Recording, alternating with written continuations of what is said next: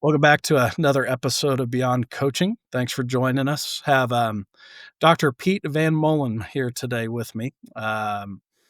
Professor at Washington State, longtime basketball coach, author, all sorts of stuff. So, Pete, thanks for joining me today. Thanks for having me. I appreciate the opportunity to talk with you about coaching. Always love talking about coaching. Yeah.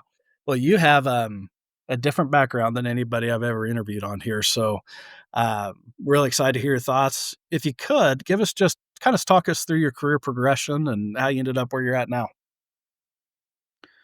Sure, yeah. I'll give the shortest version possible for this, um, which I think is I can do. I like most people, I was a passionate, maybe not like a lot of people, I was a passionate athlete, and my sport was basketball, and I wasn't talented enough or really or athletic enough. Um, I like to say I wasn't athletic enough. I think I tried pretty hard, so I think my skills are okay, but I wasn't quite athletic enough to pursue a college, ath athletic career. So I got right into coaching, like, age 19. I just didn't wanna leave the game like a lot of people, and unfortunately, and again, like a lot of you go where places where your people know you, and so I just worked with my local high school team for, while I was going to college, and did middle school and high school. And fortunately, in the state of Montana at that time was where I grew up. Um, they had a unique thing going on where they had girls basketball in the fall and boys in the winter, and very few states do that anymore, if any. They don't do it anymore. It's good and bad. It's great for coaches, great for officials in terms of just having 2 seasons to work and get better at your craft.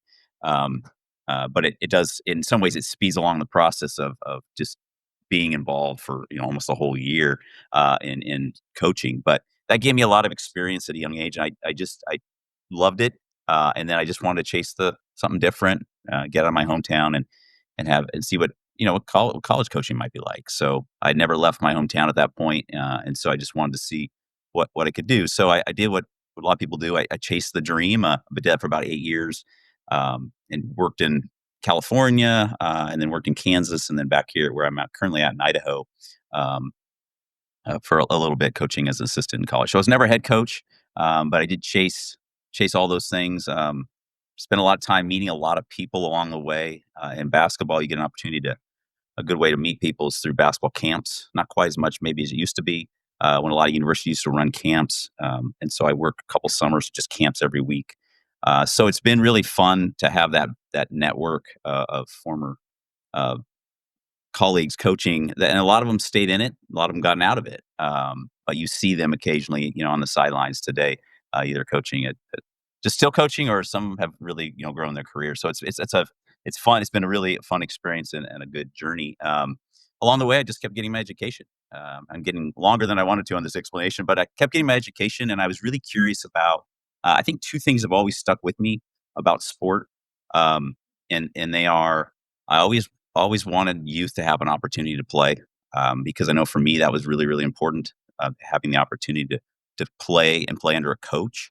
And then the second thing that grew over time as I became a coach and was coaching was I think coaches need more support. So those two things kind of drive my interest in education, and I ended up getting a PhD at the University of Idaho, actually in sport ethics, um, and all kind of aligns with this idealistic or sort of best possible view of sport we can have. I think that's where I was at that point when I got my degree, and so now I teach teaching side is more. I'm a sport management professor, but we have a kind of a some coaching areas I mainly focus my time in coaching education, but I teach courses mainly in sport management. Okay. Now, what levels? I know you coached the NAI level for a while. What other college levels did you coach at?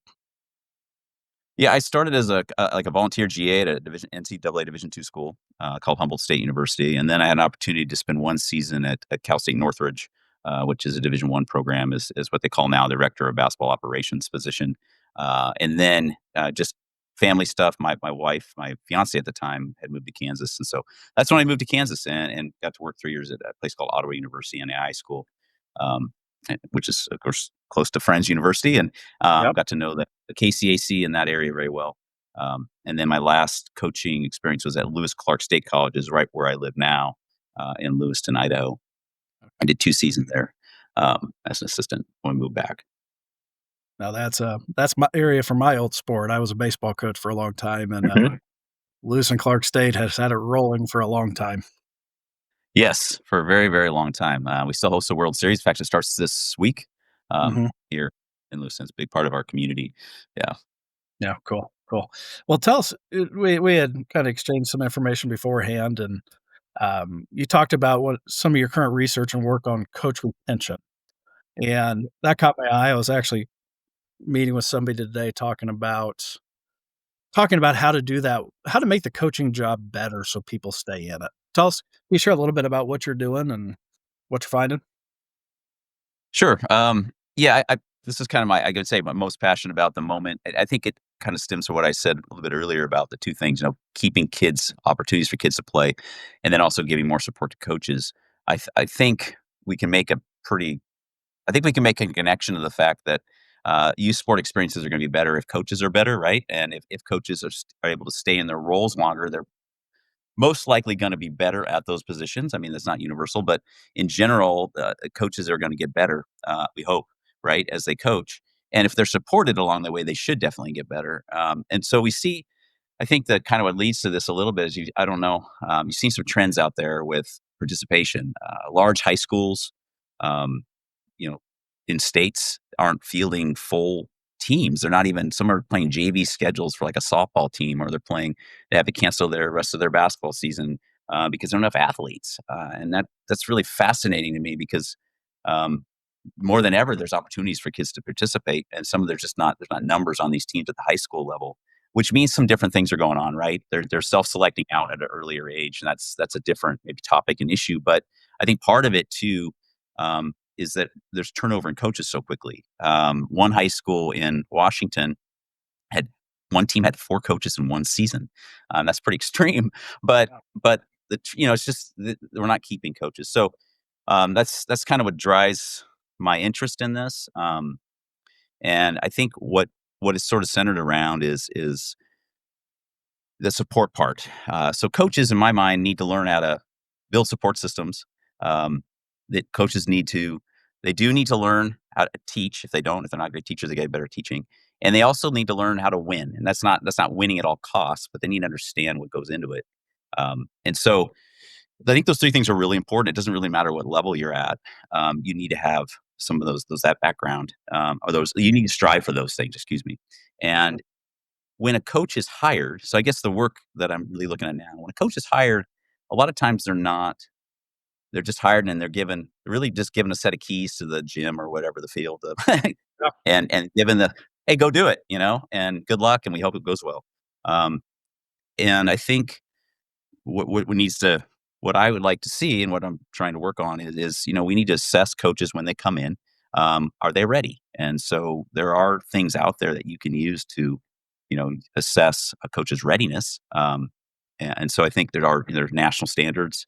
There are a lot of organizations have different standards and guidelines for coaches, but why can't we assess when a coach comes in? Let's say high school, an athletic administrator can say, okay, you're good at these things, or these are things you're ready to do. You're ready to coach, but maybe you're missing a few things here, and then support them to get better at those things, those items, and then evaluate them that way along the way. There's just a wide range of how we evaluate coaches in high schools. I had a chance to speak to some superintendents. Washington State University has a superintendent program for certified for future superintendents, principals that want to be superintendents, and so I had a chance to speak to them and just kind of get their thoughts on this retention, and a lot of them said, yeah, it's really we hand them the keys, or the examples where yeah they get handed the keys and the coach just go coach, and our evaluation is just like maybe a staff evaluation at the end of the year kind of thing, and so I'm really looking at can we help assess coaches when they come in, and then what can you do to support them as an administrator? Um, and the idea behind this really is, at least I believe that if you invest in your coaches, it's going to be a lot harder to get rid of them. You're not going to cave maybe into the pressures quite as much. Ideally, I would like to see an administrator be able to say, "Hey, look, this person's doing everything they're supposed to be doing, and we've invested all this into them to be a better coach, and they're doing it. You just don't like them. We're not getting rid of them," kind of thing. And I know that's that's what I hope we can get to, where administration can feel more comfortable, because I think if you invest in people, it's harder to get rid of them. Yeah. Um, and so You know what's all interesting? positive, but I'm You interested in that right now, yeah. yeah, you know what's interesting is that's kinda what got us on the line of the impactful coaching project of long story short, I was a 26-year-old first-time head coach. My partner in this, Dustin, was a 24-year-old college head coach, and there just wasn't much out there. So we just leaned on each other, and 10 years later, like, "Ah, we think we've learned something. Let's start putting information out there." And, yeah, what you're saying we coulda used, and correct me if I'm wrong, I mean, you've written books on these kind of the national standards and how to evaluate coaches, right? Yeah, I can't say I've written, I mean, with other people have been involved in some projects. Yeah, so there's the National Standards for Sport Coaches, which is a research-based, it's Shape America is the owner of that. It's an organization, that's been around for a number of years. Used to be, AFRD, actually, for those physical educators who know that old, um, organization.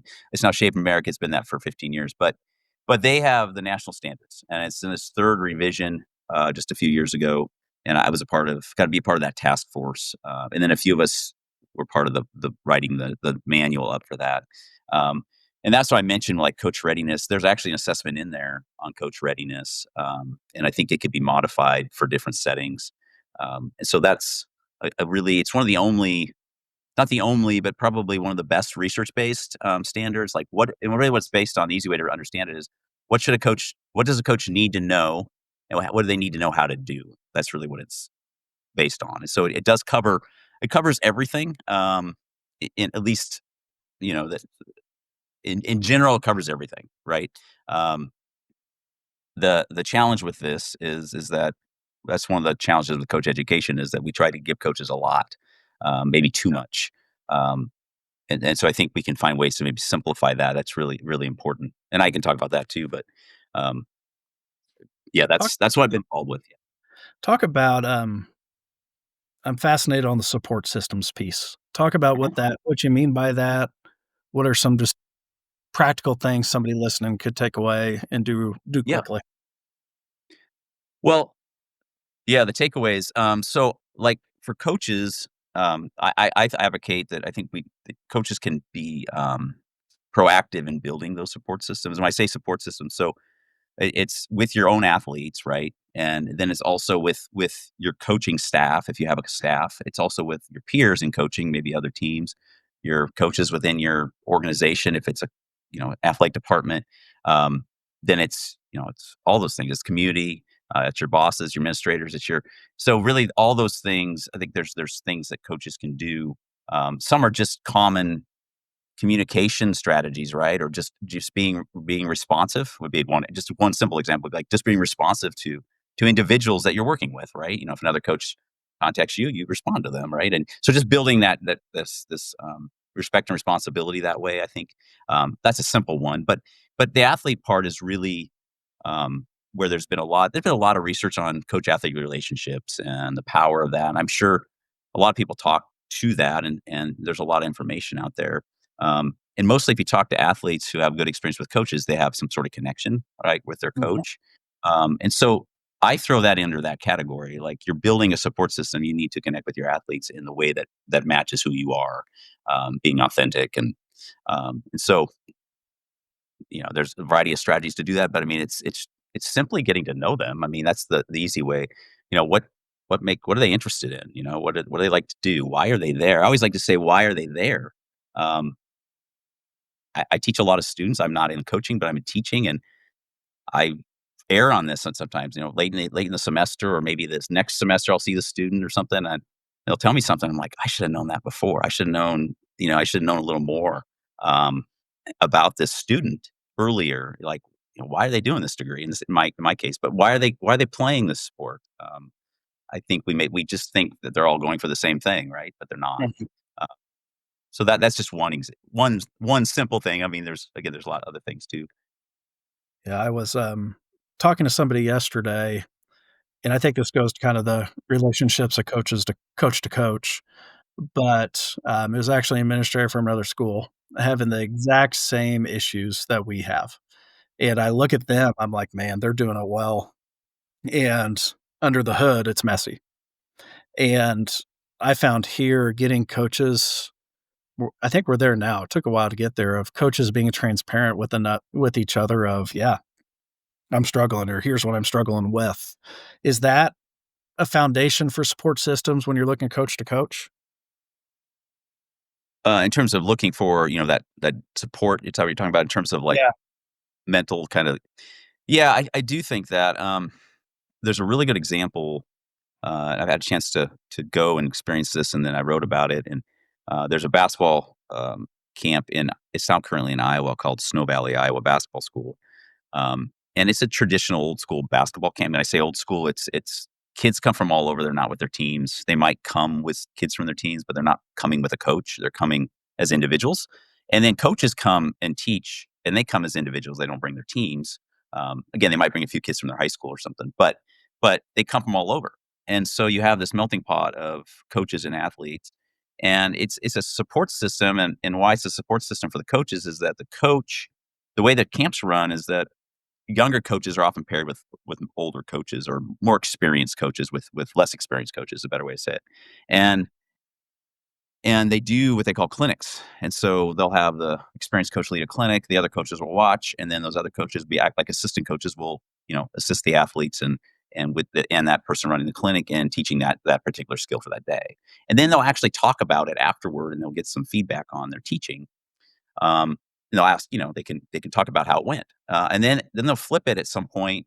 If the younger, less experienced person is ready, they'll flip it and let them lead a session, and then of course in front of more experienced coaches, they will then will get feedback from those coaches, and so that builds a support system because one, they're going through this experience together.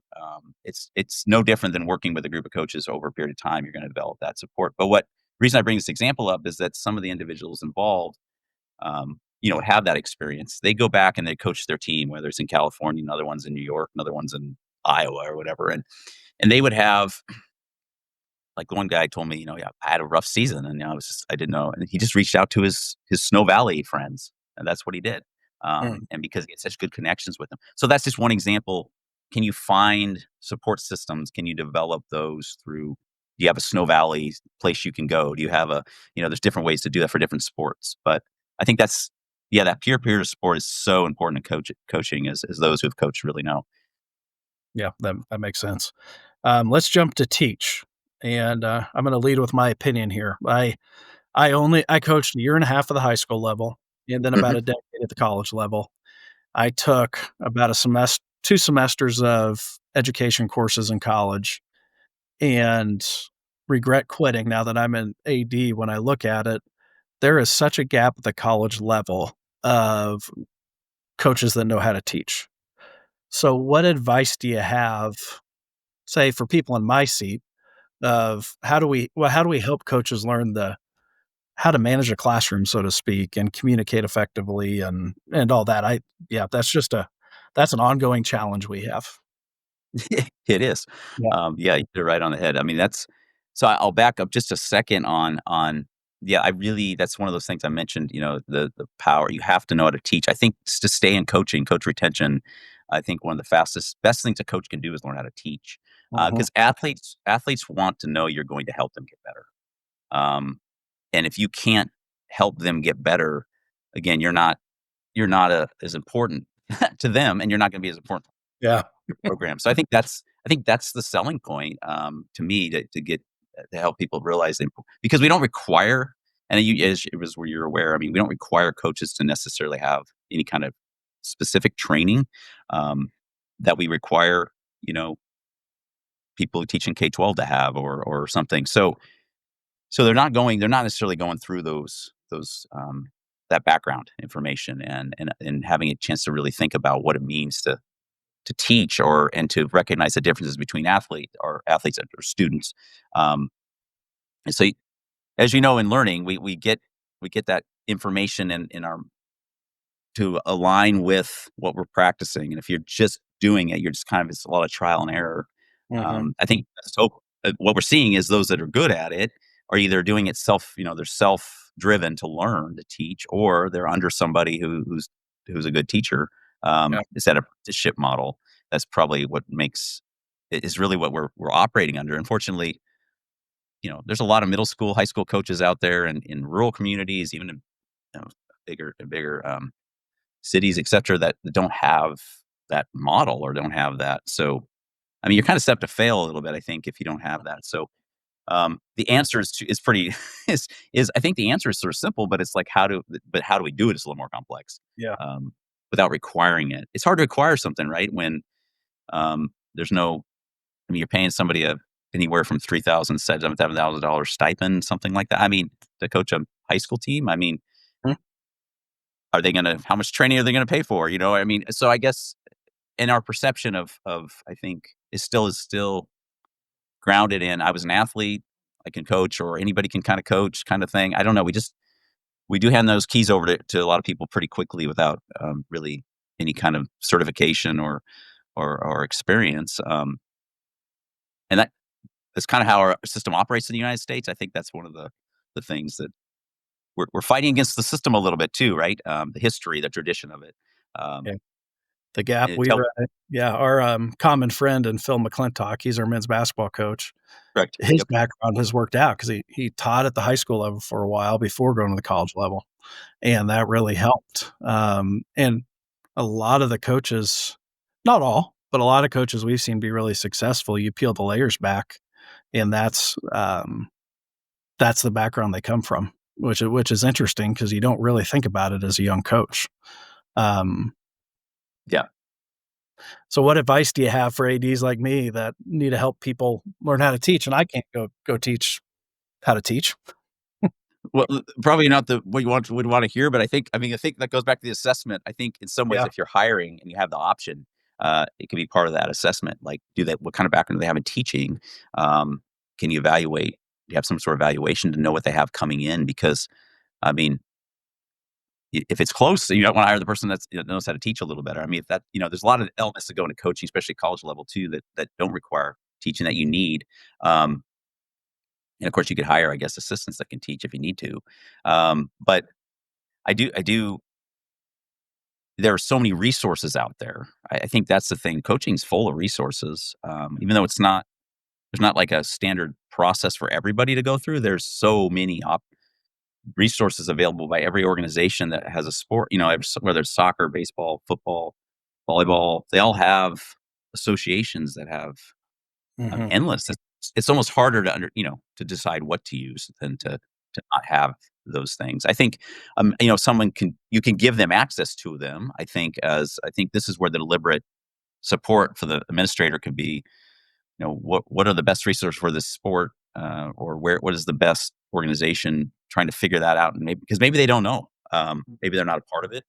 Um, and aligning them with like I said, find that Snow Valley or whatever it is. I think that's where those who are in charge of coaches can help is trying to give them the resource, not just funding, but also just the access and knowing of just what is out there for them because they may not know. I think that'd be helpful. Yeah, with our ICP stuff, we talk about kinda the 3 Cs, and one of them's competence, and it feels like you just said in today's day and age, part of competence is knowing what resource having the wisdom to discern what resources are good and what aren't, because there's so much information. There's Mhm. 0 barrier to putting something out there, where I've Yeah, watched it with some coaches where they find a good marketer, fall in love with some stuff, and it's just not any good. So, yeah, yeah. fascinating topic. It Um, is. talk about, talk about winning. So what in your evaluation stuff and the stuff you're putting out, what do you do talking about with coaches on the process of winning?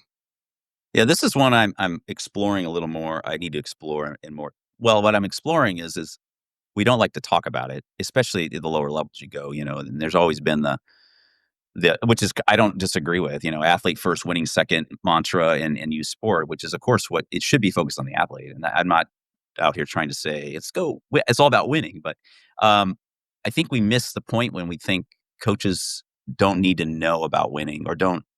What I'm saying is that what I'm trying to promote or trying to get to is I think it's okay to talk about it, but also to help them learn what it takes to win because um, they just they might not. I can try to think of one example I have is a coach who had won a lot. I asked, this as just a kind of a fun exercise. I'll ask coaches who are successful. It's like, hey, can you teach another coach how to win? And it's a weird question because it isn't something that we can quite think about exactly how do you teach somebody because part of it's a competitive mindset, right? Mhm. Part of it is wanting to learn what we just talked about. And the example was is he said, well, he was helping another basketball coach with his team, um, and it was something to do with a um, the way he was setting a practice, and to I don't maybe have it 100% remember exactly what he said, but it was kind of the structure of the practice and how there was some maybe it was dead time or just it wasn't there was something about it that he thought from being successful. He said he couldn't get that coach to see how that might lead to winning. Like it's sort of a discipline thing, it's sort of a mental thing about how he was doing practice. And I know I'm being a little vague on the example, but I'm just saying that he noticed this thing and he Mhm. said coach didn't really wanna change it. He just didn't wanna change to that. And he said that's kinda one example where he says it might be hard to get a coach to understand. And you can try to show them that these skills can lead to winning.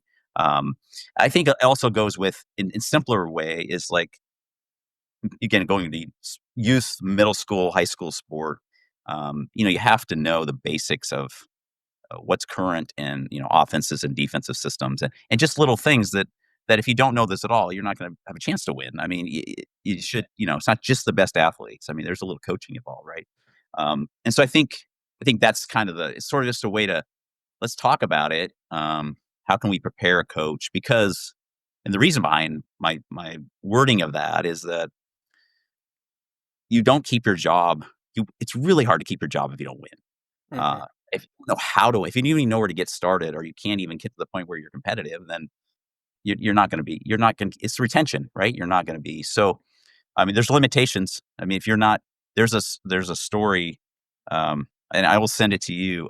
But New York Times article, and the authors escape me at the moment. He also put it in a book of a school that's a school where kids are troubled or they've had some challenges and they're sent to this school and it's a girls basketball team and some of them never played basketball before but they're required to play and they lost like 246 games in a row or something some astonishing number. The coach kept their job because it was they were actually it was the kids loved it. It was a great experience for them and everything was going great and they didn't know how to win, but they weren't going to win. They were getting blown out by 60 points every game.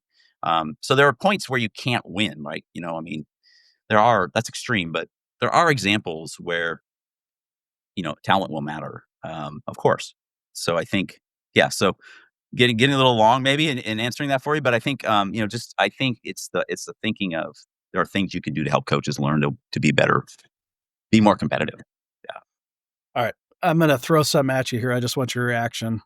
I think I've said it on the podcast before, but not positive, but here's where I struggle on the topic of winning. Like, I'm embarrassed, I'm about to turn 42 years old. I've been an AD for about 10 years, and I'll still go home pissed when we lose a basketball game.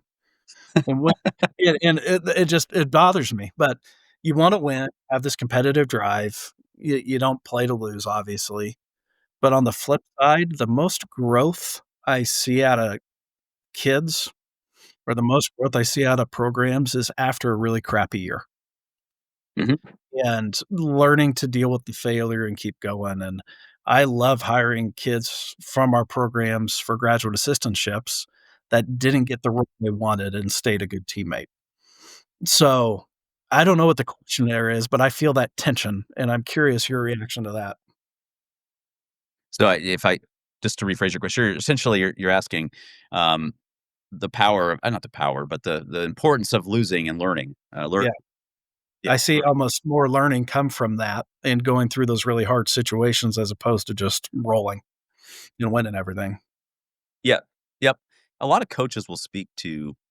Um, so I'll just kind of go to some. I've had a chance to work with different coaches and related to retention. I've always looked at coaches who have been coaching for a long time, and they'll always speak to a season um, that was not their most successful season in terms of wins and losses. Almost always, we'll talk about some team that was 500 or even under 500 as even one of the most enjoyable seasons they've had and where they learned the most just as a coach and so that's a little bit different than the athlete part but we do know that when we something doesn't go I mean just in general when something doesn't go well if you're competitive at all you're going to want to get better you're going to improve on it and so you have to have those challenges and coaches have to provide those challenges. If you have a really um, dominant team, that's the other thing. Coaches will try to find ways to create challenge, right, or create conflict.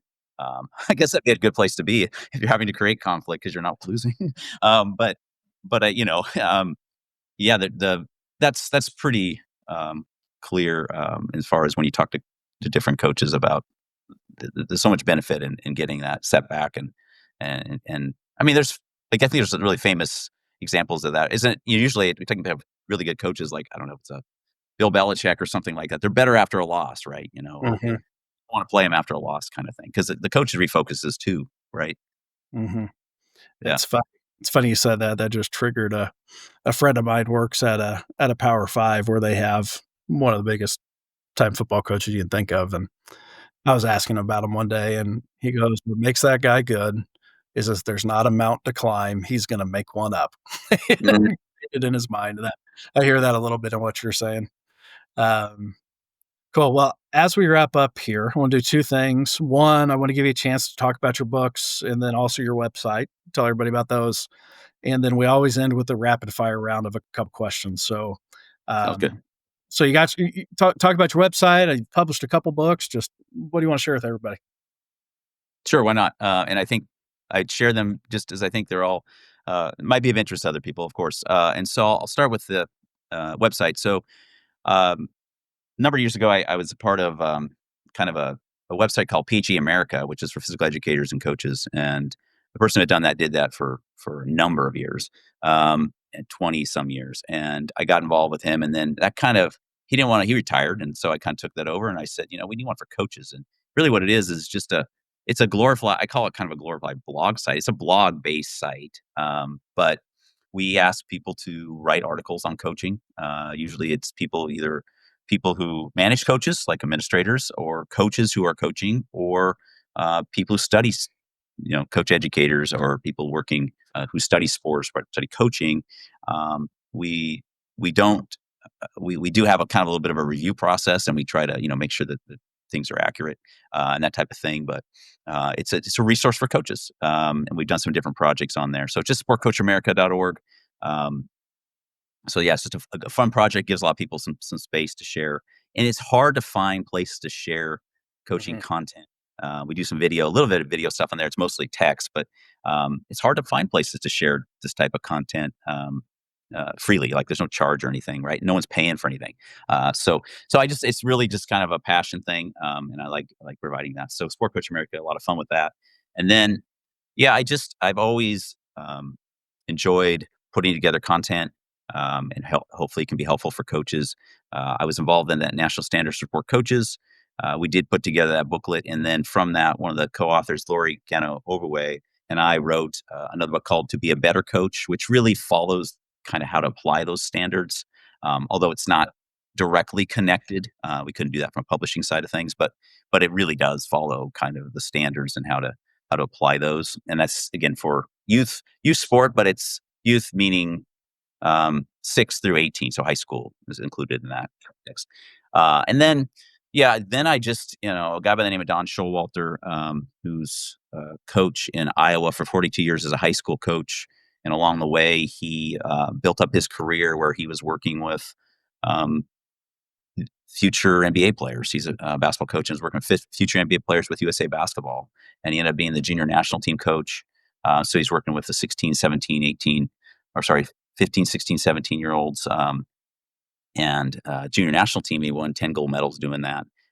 And I thought I had met him and actually when I was in Kansas, and I just wanted to pick his brain on some coaching topics, and it turned into a book eventually because I just learned so much about his story. And I thought it was interesting for people to think, how can you go from living in literally, I mean, we're talking very small town, rural coach in Iowa, to coaching kids who barely have time to come to practice because they got to make sure they get the farming done, to then working with NBA, future athletes.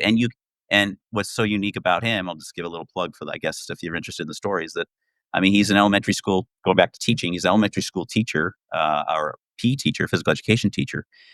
He learned that was his, first job. First jobs or jobs were in that, one of those was in that area. And so he had that training. He can walk into a gym. I like to say he can walk into a gym with elementary school kids and teach basketball fundamentals. and then walk next door to another gym with, these high level elite, maybe future NBA, and teach basketball skills. And both groups will learn and listen to him. And so I think it's a really amazing thing. So it became about cornfields to gold medals. Just a wonderful individual. He's on a lot of podcasts. He's still out doing things. He travels the world, gives clinics. He's still very visible. You can catch, if you just look up his name, you can probably learn from him. He's on a lot of podcasts and gives a lot of insight. So Gotcha. Very cool. And I assume people can just go onto Amazon and buy that? yeah, just go. Cool, Yeah, it's easy cool, way. Just cool. find it. Cornfields to gold medals. Well, I have not read it. I'll check it out. All right. Yeah. Okay, rapid fire round and we'll wrap up. So you have no longer than 30 seconds to answer any of these questions. Okay. So ready? Got it. So what is one book that has greatly influenced your life? Uh, I think I got the title right. Seven Habits of Highly Effective People. Covey Gotcha. book. Yep. Yeah. Yeah. How do you define success in your work? Great question. Um, when I feel like when I know that I've made a difference is when I think I would say that. Yep. That makes sense to me. Um, Share about one failure that you think might have set you up for later success or later opportunities. Oh gosh, there's a lot of them. I was kind of a workaholic. In terms of, when I was a coach, I just wanted to do the coaching stuff and all that. I'm not a real social person that way either. More introverted, I think. So, my biggest mistake I made early on sometimes is I wouldn't go for beers, or I'd skip a lunch or something. And I learned that probably missed some opportunities there. Yeah, Mhm.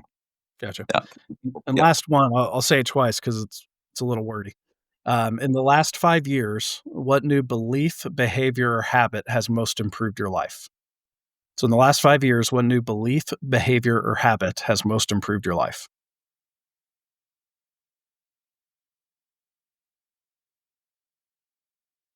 I would say, and I've been working on this for a while, but I would say just taking taking a pause. Sometimes it doesn't matter how much you have going on. It doesn't matter what it is, how stressful it seems. Just doing something else for whatever long that is or whatever it needs to be. Um, that would be if that, yeah. Just take a pause, whether it's eat lunch or just go for a walk, whatever. Yep. Even if you don't think you have time. Yep. Mhm. Very good. Cool. Well, Pete, thanks so much for the conversation. There's a lot of good stuff in here. Thanks for letting me talk about it. Yeah. So we'll put your info in the show notes so people can reach out to you. But I think the work you're doing is important. So appreciate what you're doing. No, you too. I think this is great. I've been enjoyed following your the impactful coaching project. So keep it up. Yeah. Great. Thanks. Have a great day.